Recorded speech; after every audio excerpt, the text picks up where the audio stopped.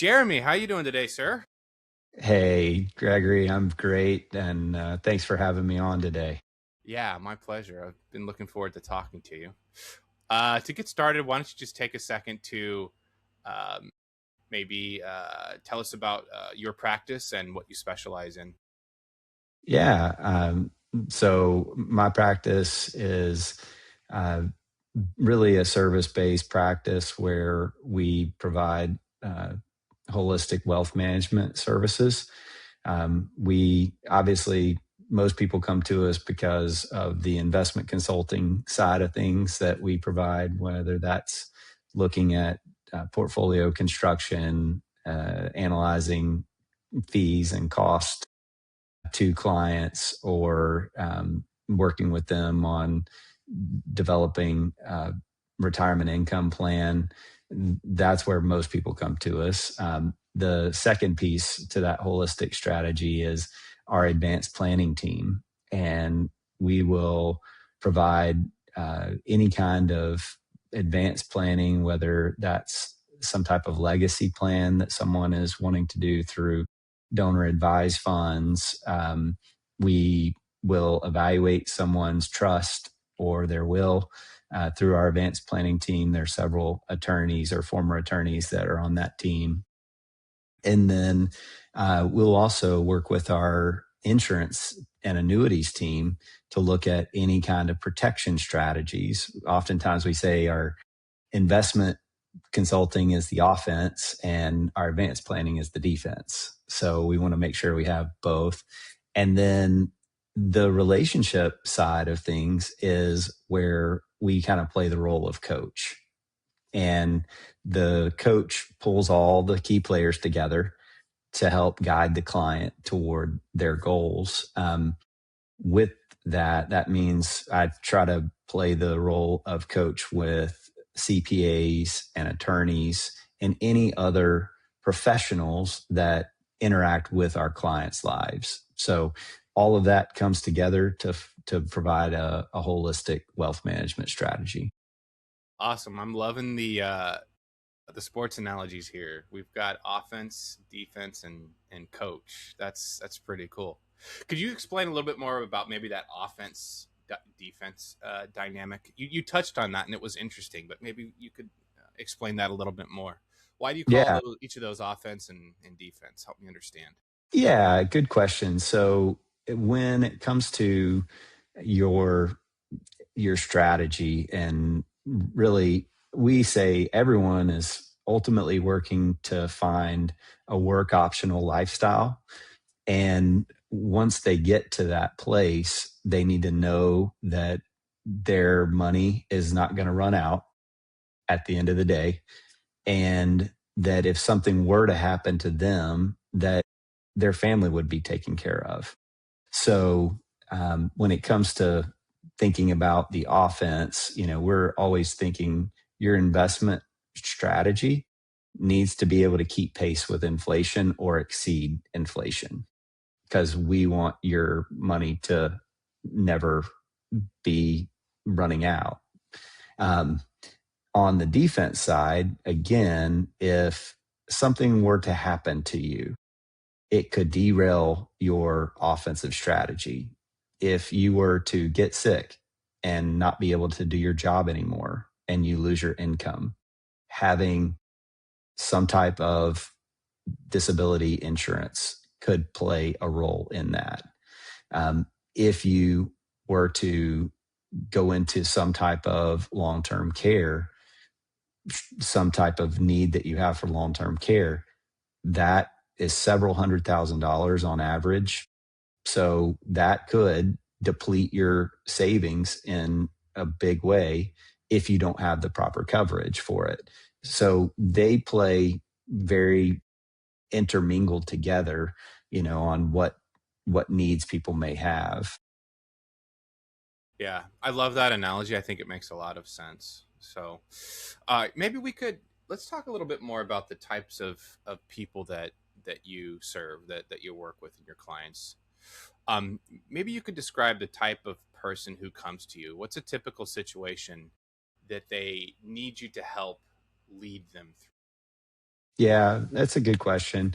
Uh, they vary, obviously, because I am not a person that only serves one group of people.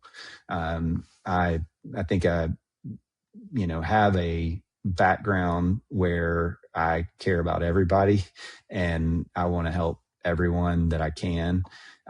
There's a couple of groups of people that I think maybe maybe unique to me in the sense that I have some entrepreneurial business owners who I service, and they have built their wealth through their business. And we provide a concierge kind of service to them. And they really appreciate that because they're focused on building their business. They're not wanting to worry about what their money does. So we help business owners sleep better at night. The second group of people that maybe are disconnected in some ways are single women. Um, I was having a conversation with my best friend a couple of years ago, and I said, "Hey, I have found that about 10% of my business is made up of single women. And I kind of been trying to process through that. Why is that?" And he pointed out and he said, "Well, number one, he's like, you were raised by a single mom. And so you probably have some empathy that other people may not have." And he said, number two, he said, "Jeremy, you are an advocate for people." And he said, "The reason that you're my financial advisor is because I know if anything were to ever happen to me, you're going to take care of my wife." And that opened my eyes to see that I am an advocate for people and specifically to people that are vulnerable, whether that be widows or people that have just gone through a divorce.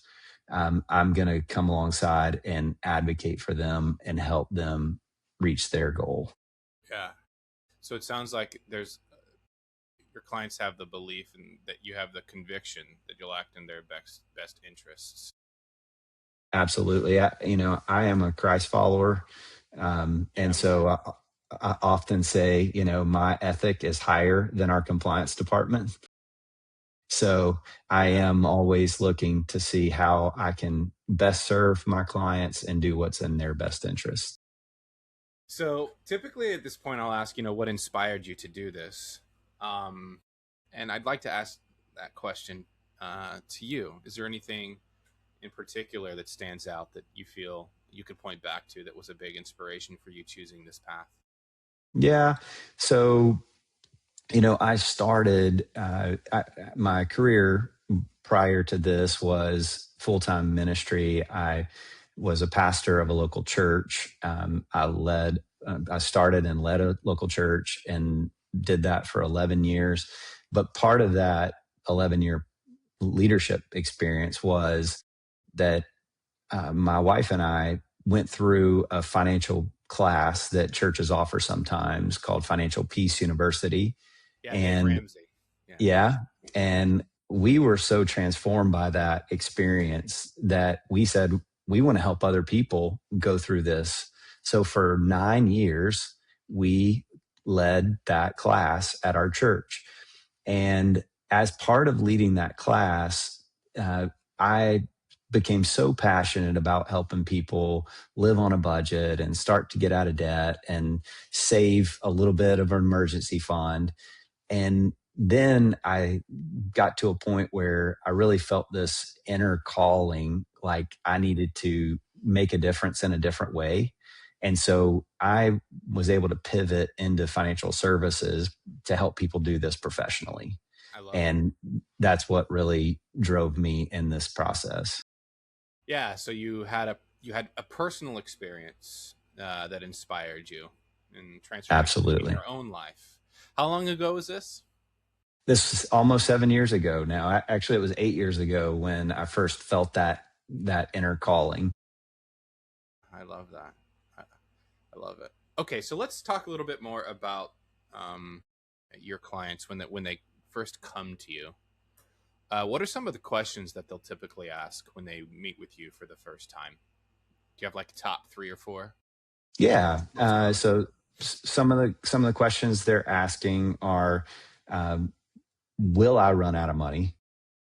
So they want to know, like, based on what I have and how it's invested, will I be able to live and not run out of money?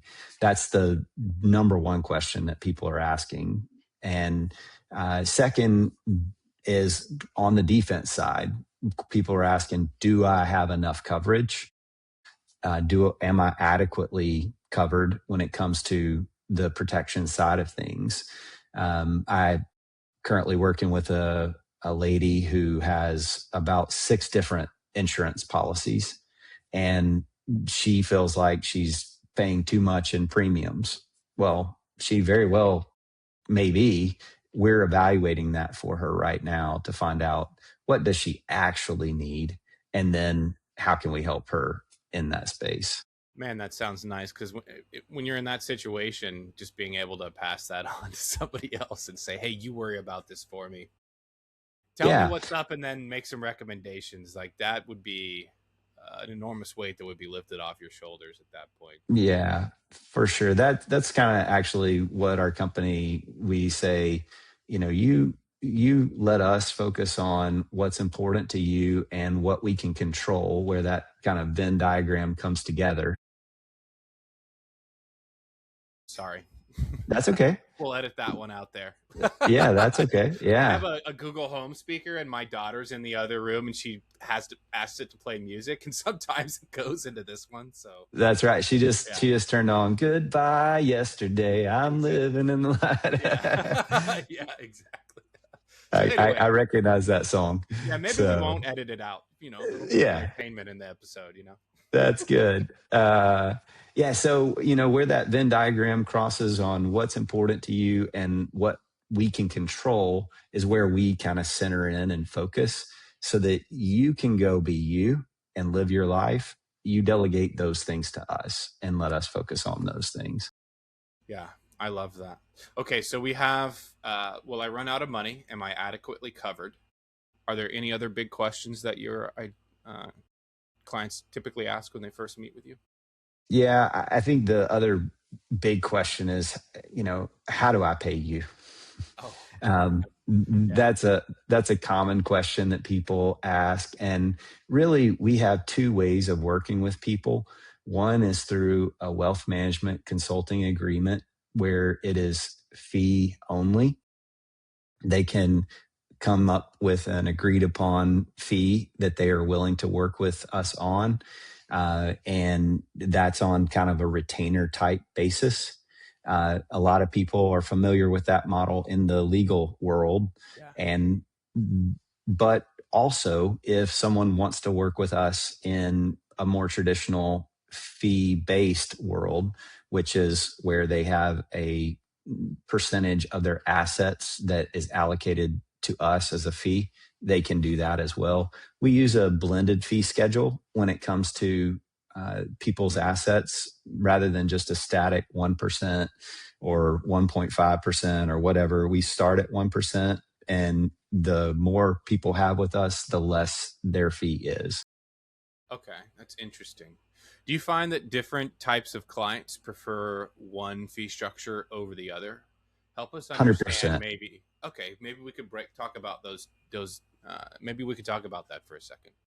Yeah. So people that maybe feel like they are they're do-it-yourselfers. They like looking at analytics. They like studying the markets. They might be more apt to be on a fee only kind of schedule. So we might build a financial plan for them. We might evaluate what they're doing and look at that as a service to them. They would appreciate that. Someone who is where in a position where they don't do all of the things that, as I mentioned, business owners, they're focused on their business. They hire professionals to do what they need done. That is what we are focused on the other side, on the fee based model. So, let's dive into a little bit maybe about your values and your approach, a little bit more about your philosophy and how you Yeah. approach working with your clients. Um, how what are some of the ways that you get to know your clients as individuals over time? Obviously, I think that's how you make the best recommendations is you truly kind of intimately learn and understand about the clients themselves, their situation, what their values are. So maybe what are some of the ways you get to know them as individuals? Yeah. So one of the first things that I do is in a discovery meeting, I'm asking questions about them specifically. We might spend 5 minutes where I do a little commercial about Cedarwood and who we are and how we work together and some of those things. Then I spend the next 45 minutes asking them questions about them. Tell me about your family. How many kids do you have? How many pets do you have? What are the pets' names? What are the uh, family traditions that you have? How often do you get together with extended family? Tell me about your family vacations. What are those like? So I'm finding out information about their family. How about work? If they're retiring, what did your career exist of? What were you good at? What were your strengths in the job force? If they're currently working, those same kind of questions. What has your career path been like? Um, what about bucket list stuff? Oh, What's it? that's the exciting part, man. The bucket list. Yeah. Yeah. Are you a beaches person? Or are you a mountains person? Or both? Are you a You're beaches person or a mountain person, I'm a Jeremy? beaches person. Yeah. So yeah. I'm I both. mean, I'm definitely both. yeah. It depends I on the love time of year. Summer, I'm going to the beach. Winter, there's nothing better than being in the mountains, man. I love being it. personally. Personally. Yeah. No, no, no. I agree. Yeah. So they're both very beautiful and relaxing in their own Yes. right. So finding out, is there anything that you find purpose in? We've done this topic, and I think it comes from Hartford Funds. They did a study with MIT Age Lab called 8,000 Days. Are you familiar with this study? I am not, but it Okay. sounds really interesting. Yeah. Explain it to me. The concept is that in our school age years from 5 to 18 or 22, you have your first 8,000 days. And then in your early career, 22 to, let's say, 45, you have 8,000 days. Then in your prime earning years, 45 to 65, you have 8,000 days. And if you retire at 65 and you live to 85, 90, you have another 8,000 days. Hmm. So So these are for, the three acts, basically: Act One, Act Two, Act Three. Is that how you yeah, describe it? Yeah. that's a good way to describe it. I've not heard that. So you essentially are so full of purpose and focused on a goal in education, in career, and now we're moving into retirement. If we pull out that purpose piece, if we pull out the fulfillment piece, then we're going to be so empty and we're not going to know what to do with ourselves. But if we will be intentional about thinking through what is it that's going to bring fulfillment, what is it that's going to bring purpose, meaning in your life in retirement, then we're going to be much further ahead. So really want to understand that. And then finally, let's talk about money, you know, but not just about dollars and cents. What is it about money that makes you fearful? What is it that worries you? What is it that makes you hopeful? Think about your first memory of money and tell me about that. Those are the kind of questions we want to know because when we start to hear the stories around money, we start to understand the values. So I want to dive into that a little bit, and if this is something that you prefer not to talk about in confidence, that's just let me know. Are Sure. there any Yeah. common money stories for like people's first memories that you've noticed that, or any patterns that kind of shape the way your clients kind of view it? Just any like maybe top two. Yeah, that's a good question. I think that the common stories that you hear are on the extremes of the spectrum. So it's either my family didn't have anything, and I determined that I never wanted to be in that boat again. So that's why they are in the position that they're in, sitting in front of me. The other extreme is that my family had everything I ever needed, and I wanted to continue that trend. So the two extremes is really where people seem to live. Obviously, stories are as diverse as any spectrum you can find, Sure, but but broadly, but those are the two broadly categories. speaking, Seems yeah, like the pattern is they're both centered around escaping and staying out of scarcity. I think that's a very good way of saying it. Some may be motivated from the perspective of I'm running from scarcity, and others saying I want to live in abundance. Yeah, I love that. Okay, so let's talk a little bit more about your practice, um, or the practice that you are a part of.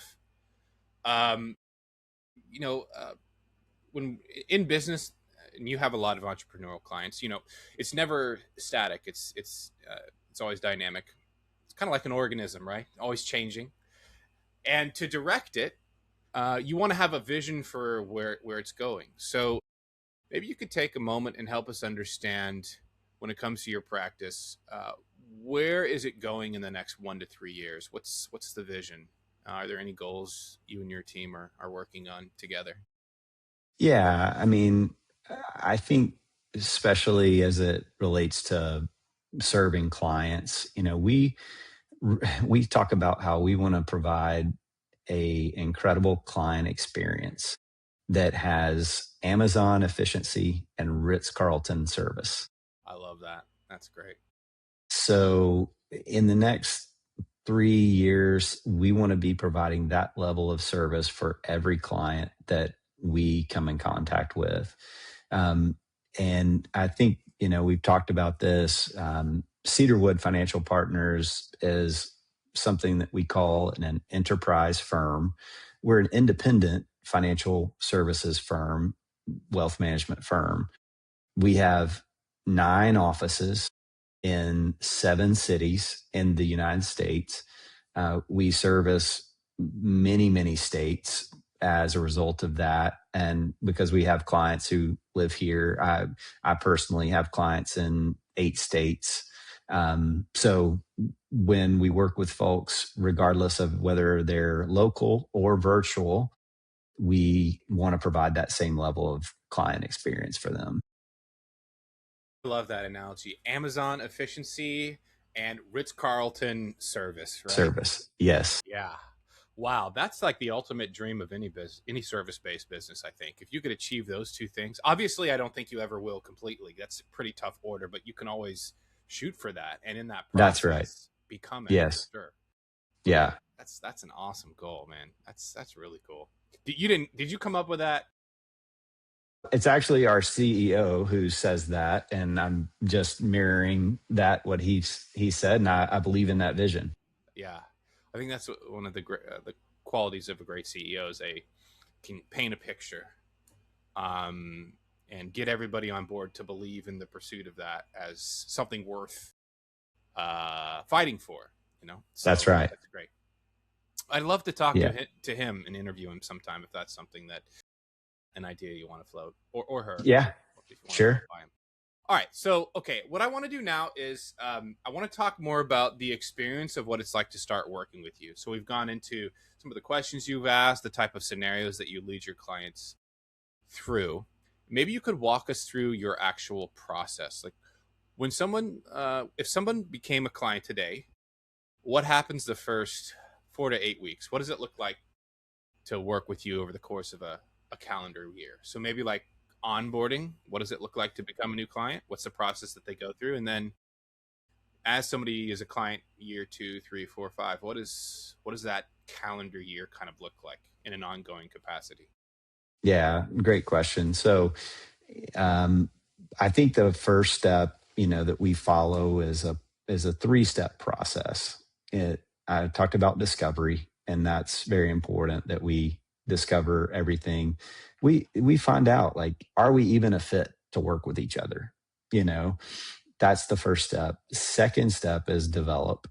We have to develop a plan so that ultimately we can deploy our clients to go and be themselves. They're delegating their finances to us so that they can go be themselves, that they can go achieve their goals, that they can go live their dreams, whatever it is for them. So what does then that look like when we've deployed them to go be them? We provide a service-based practice. So we ask clients within the first 90 days to gather every piece of mail that they're going to get from any kind of interaction that we have with them. Because as you know, when you first are onboarded into a financial services firm, you get a ton of mail and people don't It's know like what applying they're for a loan.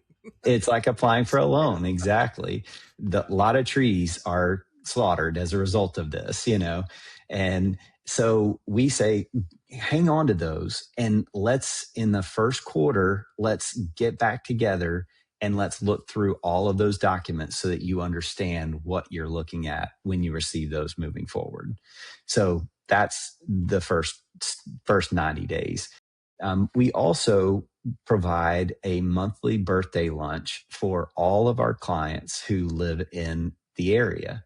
And we do that all from the basis of just getting to know our clients at a deeper level. There's no business, it's just a pure opportunity to get to know people. And it's one of my favorite things that we do all month long.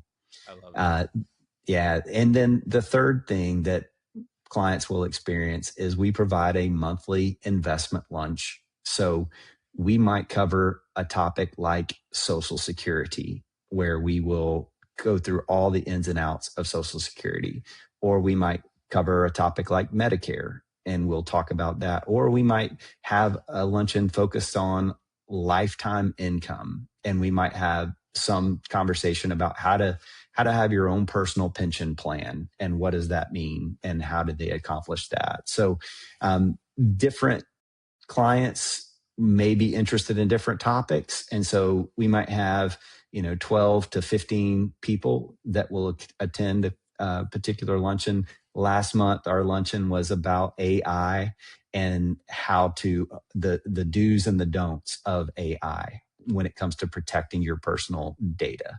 So it was really well attended and people were very interested in hearing about that. I bet it was. Wow. I love how you laid out those three things. I think this is one of the more challenging questions to answer when I have invite people on the podcast, because there's often so much that is done, those first couple of months especially, that it's hard to articulate it in a way where you could easily understand it at a high level. And I love how you clearly communicated it in those three things. So that's fantastic. Thank you. I also love the education piece. Yeah, I think that's that. At the end of the day, I tell people that I'm working with, I never want you to invest in something you don't understand. So education is a huge part of what I do with people. And I want to make sure that they are engaged in a way that we're moving towards their goal, but that I'm teaching them all along the way. yeah, I love that. Okay, so for somebody listening who wants to get in touch with you and is interested in possibly working together, what should they do next? Where should they go? Yeah, so people should go to cedarwoodfinancialpartners.com, Cedarwood Financial Partners. delegate.com. That's our website. And on that website, there's multiple places where you can complete a contact form. And whether you're in New York or in Texas or another state that you'd like to connect with one of those offices, there's a drop down. And obviously, I'm here in Austin, Texas, and they could select that Austin, Texas, and we'll get that information. Perfect. Well, all right, Jeremy. Thank you much. Thank you so much for Thank you, coming on Greg. for the interview. Appreciate you. And My pleasure. Kudos to be you well. for having a podcast. That's a lot of hard work. That's not too hard. I just gotta ask good questions and let you do all the work. Really. Thank you, Jeremy. Thank you.